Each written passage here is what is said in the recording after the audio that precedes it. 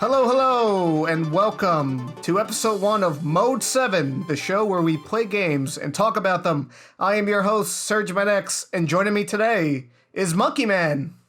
Hey, what's going on, Serge? Thanks for having me on. What's up, Monkey Man? How you doing? Pretty good. You know, I'm so excited about this channel, and you introduced me to so many new video games, and you know that I'm not a big-time video game player. I just play a little bit in my spare time, 15 minutes here and there. Like, if I play for an hour straight, that's a lot of time for me, but you really opened me up to a lot of new video games, retro games, but, you know, they're new to me.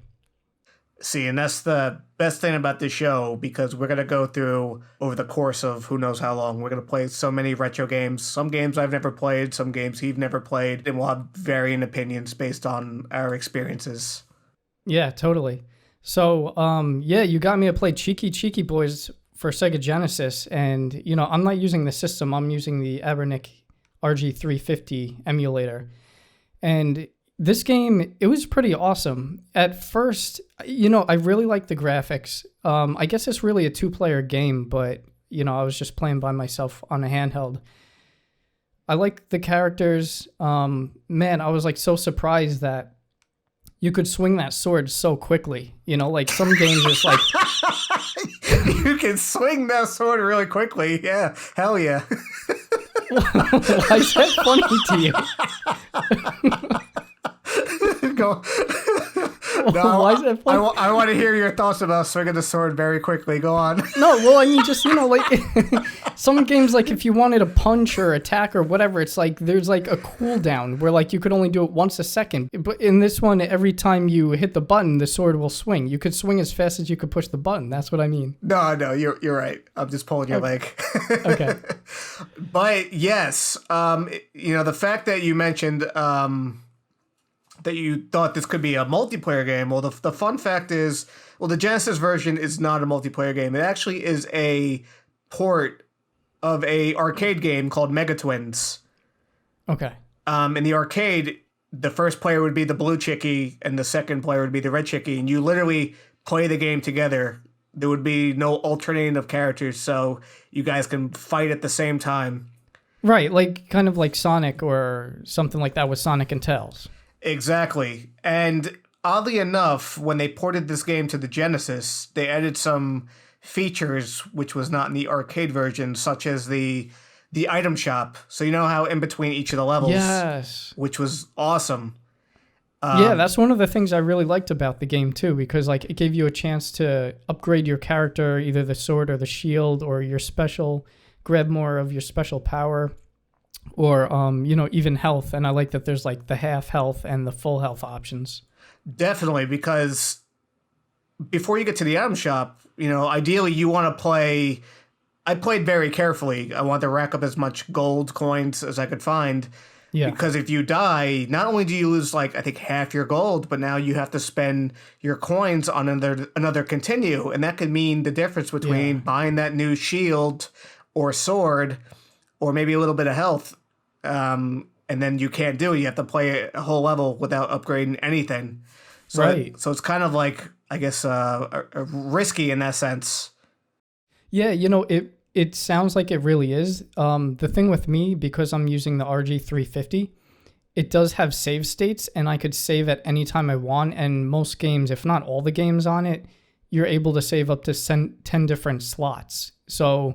you know, like, again, I'm just a noob. I just want to have fun. Like, it's not an achievement for me to, like, beat the game and, like, you know, get everything you could get and find all the hidden things. And, you know, like, I just want to have fun with it. So if it's more fun for me to play the game and have a save state and then keep going back to that and loading that save state if I need to, then I'll just do that as opposed to, like, you know, playing the game the right way and like having to continue or do things like that. So like in some ways, you know, I guess you could say I kind of cheat with it, but you know, that's just the way that I do it. You know, and that's fine because, you know, something I kind of forget about these days compared to modern games.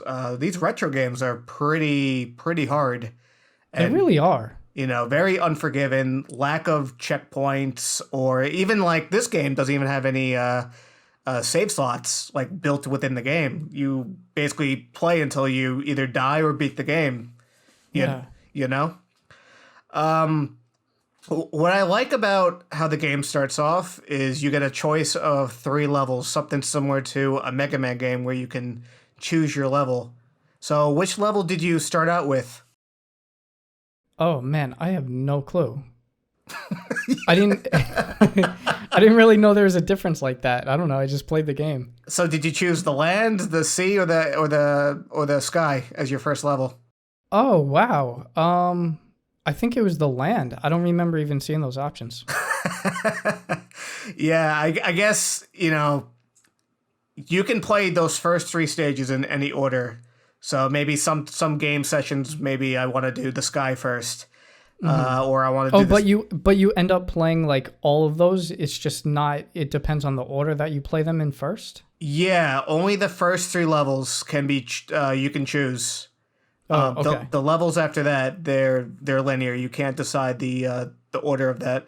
But you might want to do the sky level first because of the magic you get, which I think has the best. No, I'm sorry, not the sky level. The land level has the best magical orb. You throw like these bombs and they blow up. Okay. Yeah, the water one gives you these green, I guess, pearl-like things that. Yeah, yeah. It looks like a clamshell with a pearl, open clamshell with a pearl inside of it. Yes, and I think the magic orb you get from the sky level is like these blue stars that kind of go vertically into the air. Okay, and then like so depending on which magical power you get, you carry that through the rest of the game with you? Or like does it change like each different board that you're at? If I remember correctly, if you die and use a continue, I think the magic orbs change to something different. Okay. But I gotta say one of my favorite things about the game is definitely the visuals. It has a very unique style to it, very Japanese. Almost like there was areas of the game that reminded me of something like Dragon Ball. Like, do you remember? Oh, interesting. Okay. Do you remember in the sky level, after you defeat the 2-headed dragon, you take a little cloud and you kind of make your way up this tower? It kind of reminded me of like Kami's Lookout or Corrin's Tower. Yeah, a little bit. So it just like the sense of adventure and progression of this game, I think was very well done. You kind of feel like you're going on a adventure. Yeah, definitely. And, like the enemies, there's different enemies with each board. Not even just the bosses. The bosses were obviously different. But yeah, different enemies as you go through different parts of the game. And they were all pretty easy to defeat in terms of just the basic enemies. I mean, they're all just about a couple of swipes. And then like every single enemy gives you coins, which is cool. And I like how the coins, the larger the size of the coin that's dropped, the greater the value. Yes. So like, like, okay, I'm not going to waste my time on like these little 10 value coins because, there's just way too enemies coming at me right now. So I'm just going to wait until a bigger coin pops up. And then it's like, okay, that one's 100, 500, 1,000, like whatever. And then I'll just grab that one. Exactly. There was a stage, I think it was stage 4, the jungle level. If you, before you head into the caverns, if you hop on the platforms above the level, there's like a line of 3 coins. I guess and it gets bigger in size. So I would always attempt to try to take the high ground and get that coin. You get a good amount of currency with that. Yeah, and it's really important to try to grab the higher point coins because, man, it's like I feel like the value of the coins is not enough. Like the amount that things cost in the shop, especially like as you're going through the game and things get more expensive and you upgraded the sword and the shield 3 times each or whatever. It's like, these $10 coins they're really not doing anything. Right. And I guess that just leads to harder decision making when you do go to those item shops in between stages. Yeah, and you really have to decide what you're going to bring with you or purchase, I should say. And maybe you'll decide, I don't have enough of the sword, but if I save my coins and hopefully survive to the next mid-level shop, I can buy something. Right. And then, of course, there's like a never-ending onslaught where like if you stay in one place, the enemies are just going to keep coming at you and you could just keep attacking them. And Almost like level grinding, as you would call it in other games, but more like coin grinding, I guess you would call it. I don't know if there's really a name for it, but you could just keep whacking the guys left and right and just keep on picking up the coins before you go to the next screen and move on. Right. Which Chiki boy did you choose? The red one, and I named him Serge. Oh, did you? Yeah. He's my favorite of the Chiki boys. I just think he looks cooler than the blue guy. Yeah, I think so too. And then I think you were telling me that like he was the older one or something? Well, they're twins, but I don't know. Oh, okay. Yeah. Well, maybe he's like 4 minutes older then. It could be. He, the thing with him though is he has a weaker sword than his brother. Okay. But he has more magical orbs. So, okay. In a sense, I think he's a bit harder to play as, only because you're not doing as much damage as the blue Chiki. And the enemies die in like 1 or 2 swipes, but when you get to these boss fights, I feel like the blue Chiki, he like chips away at their health a lot quicker than the red Chiki. Oh, that's interesting. And that seems like it might be more valuable because these orbs and using magic, it's like you have to replenish those. So if you use a couple of them, or if you have some of the magic spells that, like, there's one that like releases like orbs everywhere around the screen and they bounce kind of like balls, and that could basically hit the enemy no matter where they are. But some of these other magic powers, I feel like I've missed the enemy and then it's like, boom, okay, well, there goes that. It's just a waste, versus like having a sword that does more damage. It's like you always have it. Right.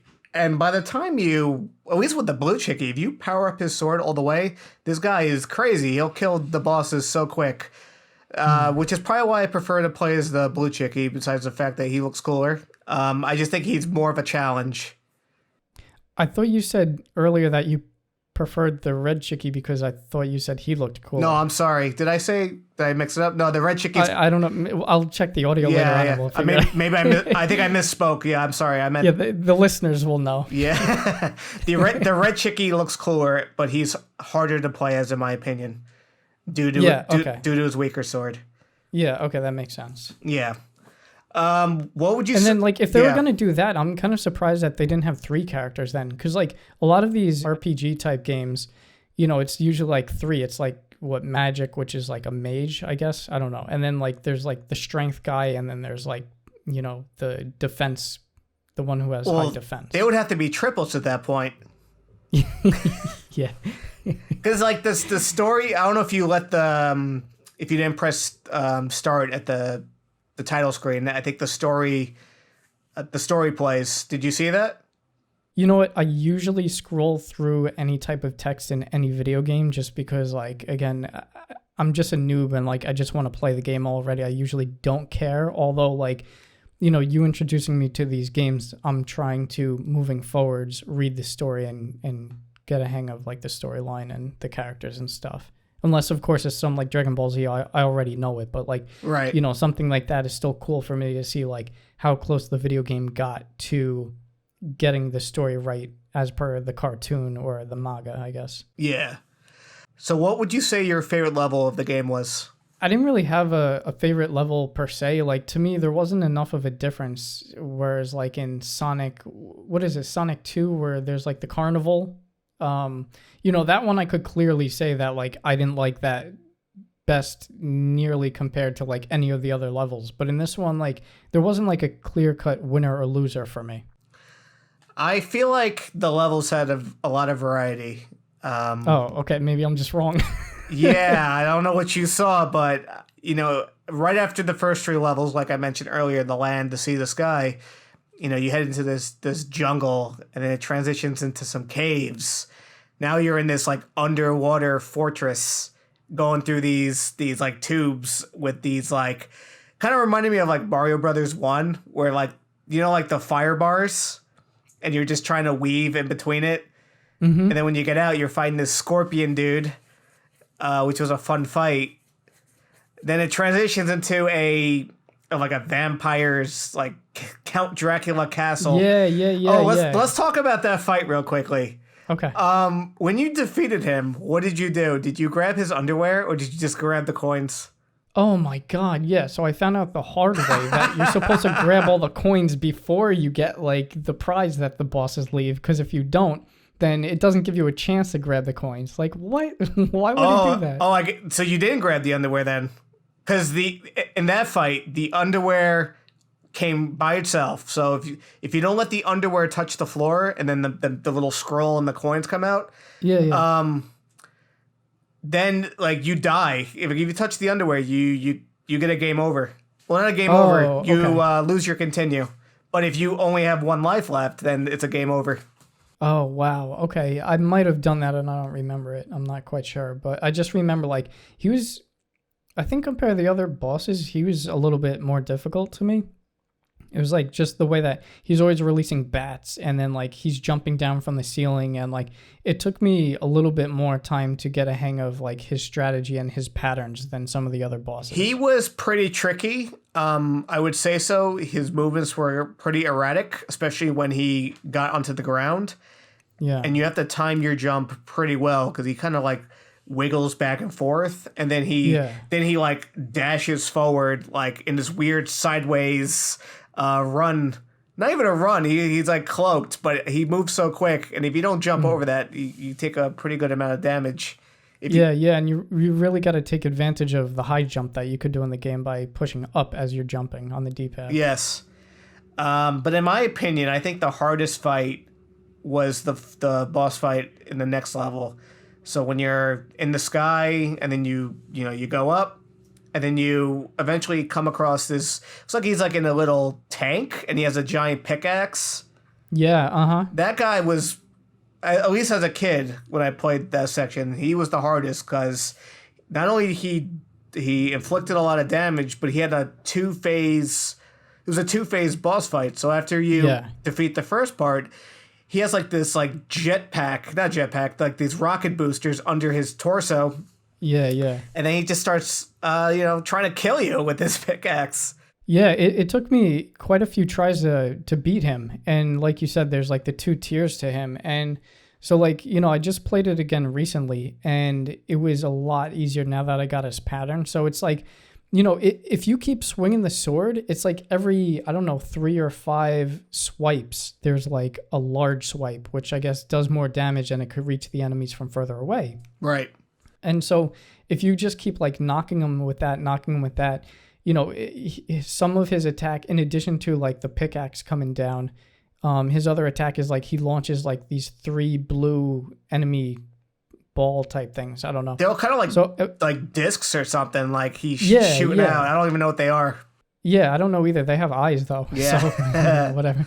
But so as long as you like keep whacking him from like decently far away, you'll pretty much avoid his pickaxe. And like when you hit him, it knocks him back a little bit. So it's like you just back up a little bit and you keep knocking him in, then you back up a little more and you'll be okay until, the second stage of his attack. And then once you go into that, it's like, he jumps low a few times and then he jumps like a high, like I shouldn't say jump, I should say more like a boost, because like you said, he has like rockets under him. So as long as like you hit him like 2 or 3 times on one side and then he'll like boost up, and then you go on the other side of him and then you hit him like again 2 or 3 more times and then he'll boost up, then you go on the left of him and keep doing that. Just keep going left, right each time after he boosts up. Exactly. Like that was really easy for me once I figured that one out. Yeah, once you get the pattern down, he's not too bad. He's just a pain if you're low on health and you're on your last life. You have no more magic orbs. That's when it starts to get tricky. But I like the level that transitions immediately after defeating him. You're climbing the final stretch of the game. You're climbing up this tower and it's on fire. The fire is Verizon. Yeah. And the level scrolling so you have to like climb up in a certain amount of time. If you get lost behind, then you're gonna lose your life. The song that plays during that, I think, is incredible. It really just sets the tone of what's to come. And then once you get inside his into the castle, and you're on that long hallway to get to the final boss, and then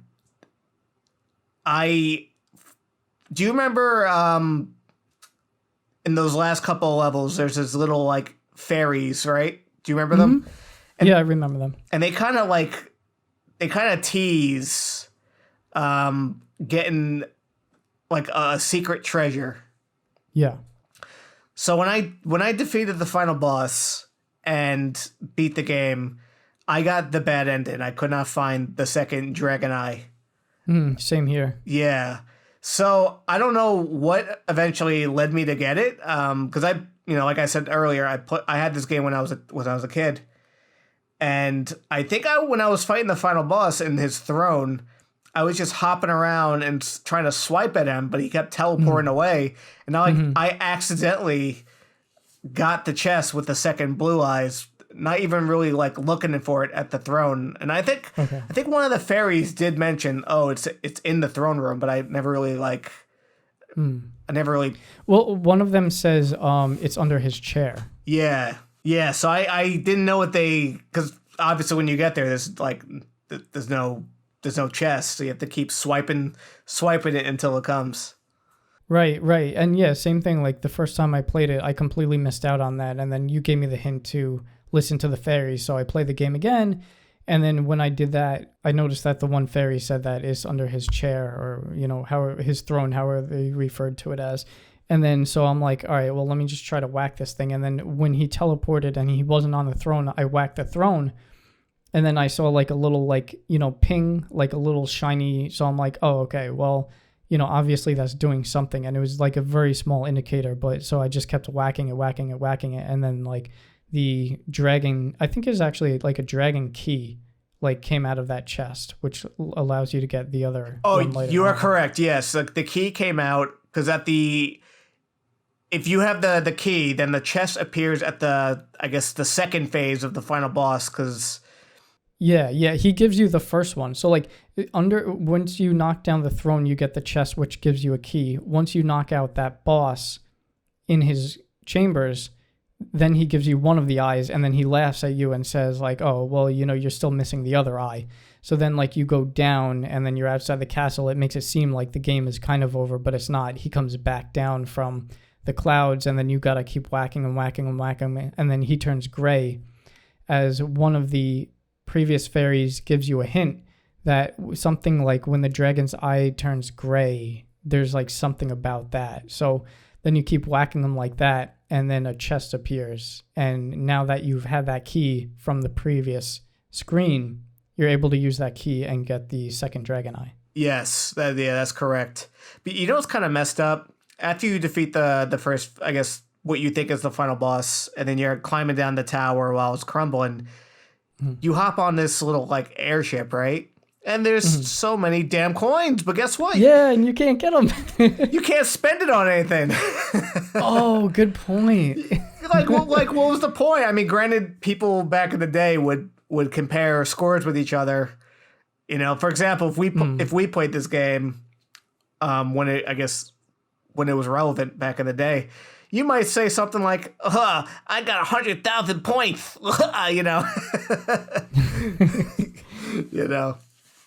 But moving along, I thoroughly enjoyed this game. To me, this is one of the greatest hidden gems on the Sega Genesis. I've played this game over and over again throughout the years.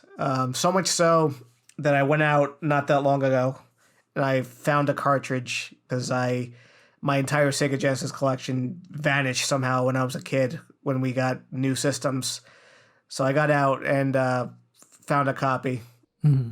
So as someone who's never played this game, what were your overall thoughts about it? Yeah, I thought it was great. I'm really glad you told me about it. I thought it was a lot of fun.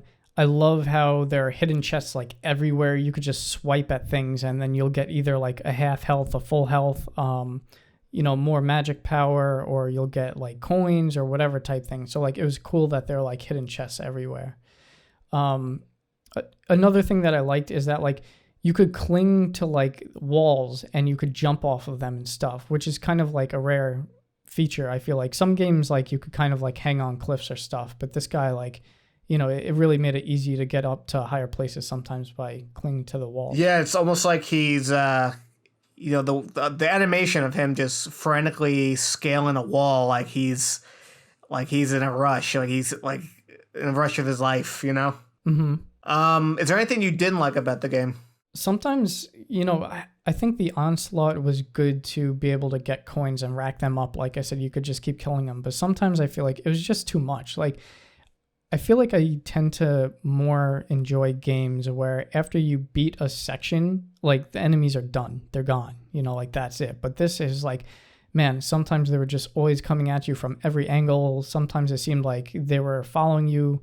If you went on higher ground, then they're going up that way. If you're on the lower ground level, then they're going there. And sometimes it's just like, it was hard to try to battle all the enemies, meanwhile jumping to like a rope that you need to like climb across or like whatever type thing like that. Sometimes, that wasn't my favorite, but then again, I guess like without something like that, the game really wouldn't be too challenging at all. So then it probably would lose its fun. Right. The game doesn't necessarily have like some similar to like a Mario Brothers where the enemy is purposefully placed. Like this game, the enemies just kind of seem to just come whenever they want, you know? But I really don't have too many criticisms of this game. If I had to criticize the game, I wish maybe it was a little bit longer. But that's really about it. I can't really think of anything I truly disliked about this game. Yeah, you know what? I really can't either. Minus the couple of things that I mentioned earlier. It's really just overall a great game. If you enjoyed this episode of Mode 7, give it a like and comment below your thoughts on today's topic. Please consider subscribing to the channel and hit that bell to be notified when the next Sergmanx video drops. Have a good day and peace out.